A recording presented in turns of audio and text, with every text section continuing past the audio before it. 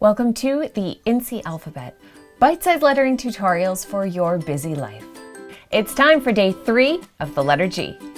We're about to move on to our second G to give that a different type of tail as well, but this one the tail is just so big. Right now it kind of reminds me of a really thin mermaid with a really big tail, and we want to balance out those proportions just a little bit. So you want to look at the widest part of your tail, and that would probably be too wide for the rest of the letter, but even taking it down a little bit and adding another line onto the G will help to make it look more proportional.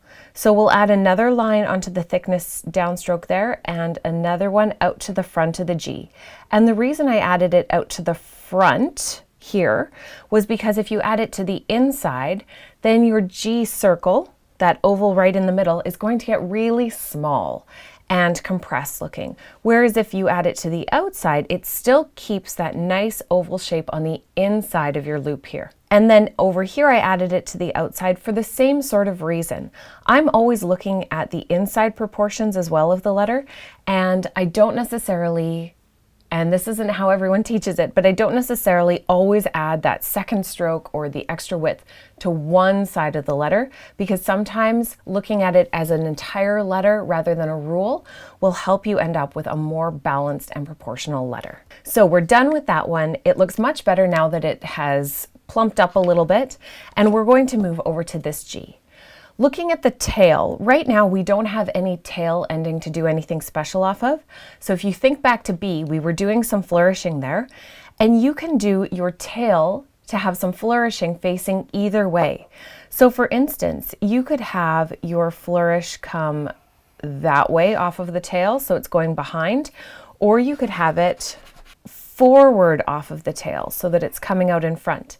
And I think that's how we're going to do it today. You can sketch it in first with a pencil if you'd like that guideline, and then just give it a quick erase so you don't have ink to get on your felt.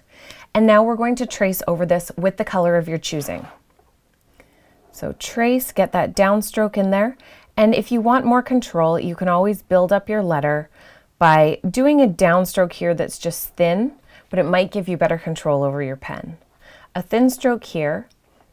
We'll just do a thin one for now. This is another opportunity for something special and ending.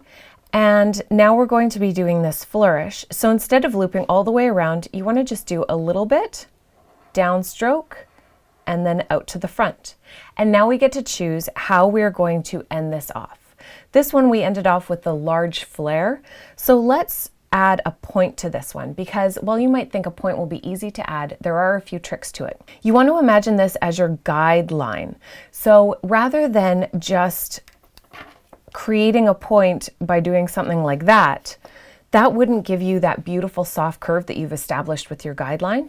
So instead, you want to add a little bit of fatness to either side and then meet up at that point. So a little bit on each side, just to plump it up. Now you want to look at getting that plumpness elsewhere throughout your letter. So those downstrokes you can plump up as well. You still want to work on keeping the curve on the inside, and you can plump it up on the outside.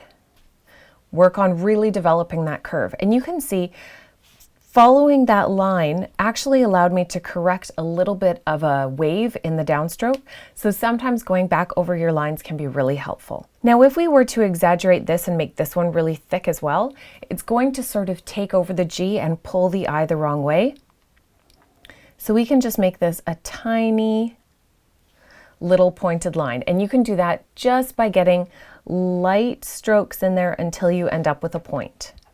Now we're also going to thicken up this downstroke, maybe a little bit on the inside to allow for some correction of the O. And by the O, I just mean the O being this circle portion up in the top. And let's give this a nice pointed curve as well. Now, if we were to do it on the top, that's going to give us a straight line going up.